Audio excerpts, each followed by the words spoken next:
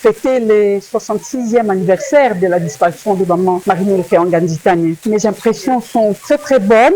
C'est une grande fête et les messages même, disons, lorsque je dois faire un commentaire par rapport à la prédication de maman Lukembe Ladio, vraiment j'ai trouvé que c'était une très très bonne prédication et c'est à chacune des mamans de voir comment se comporter. S'il faut aller du côté de Satan ou s'il faut aller du côté des dieux pour privilégier les bonnes valeurs de maman Marie-Noëlle Keangani, ça c'est une chose. Et des deux, le message même de papa Simon Kimbangu Keangani était poignant lorsqu'il dit qu'il est content de voir les mamans venir nombreuses en Kamba célébrer cette journée et que nous avons reçu sa bénédiction. En tout cas, c'est une grande fierté pour nous. C'est à nous de pratiquer le Bolingo Mibe Komisala. Papa peut bien dire,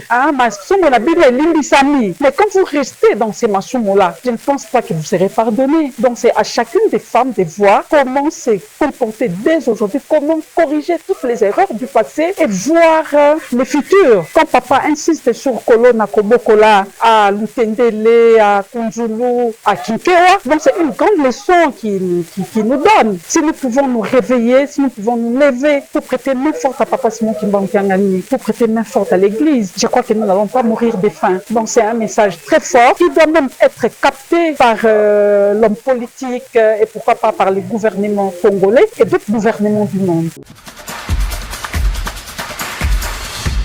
Je dirais que Maman Mille aujourd'hui est à la place qu'il faut. Pourquoi? Parce que chaque chose a son temps. Je me rappelle qu'en 1999, l'association des journalistes de la presse et Horizon, quelque chose dans ce sens-là, j'ai oublié, avait décerné un diplôme de mérite et de bravoure à Maman Marie-Noëlle Keangani pour tout ce qu'elle avait fait. En 2015, ici en Kamba, la chancellerie des ordres nationaux de la RD Congo avait également décerné un diplôme de mérite maternel à Maman Marie-Noëlle Keangani.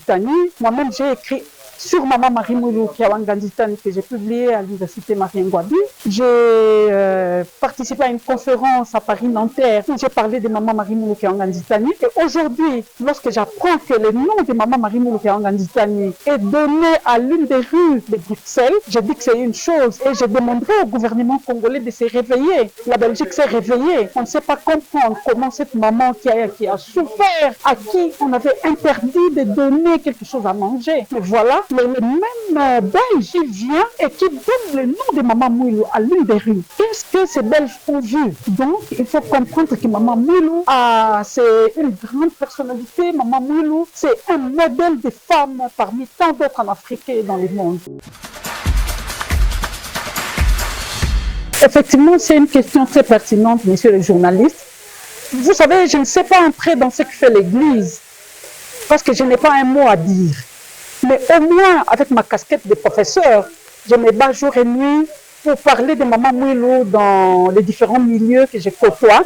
Et effectivement, il est question d'enseigner l'histoire de Papa Simon Kimbangu et de Maman Marie-Noëlle Keangani dans les écoles primaires, secondaires et même dans les universités. Je suis contente que le gouvernement ait décrété la journée du 6 avril comme journée chômée et payée en mémoire du combat et même de la conscience africaine. C'est une bonne chose. Combat pour Papa Simon Kimbangu est également un combat mené par Maman Marie-Noëlle Keangani.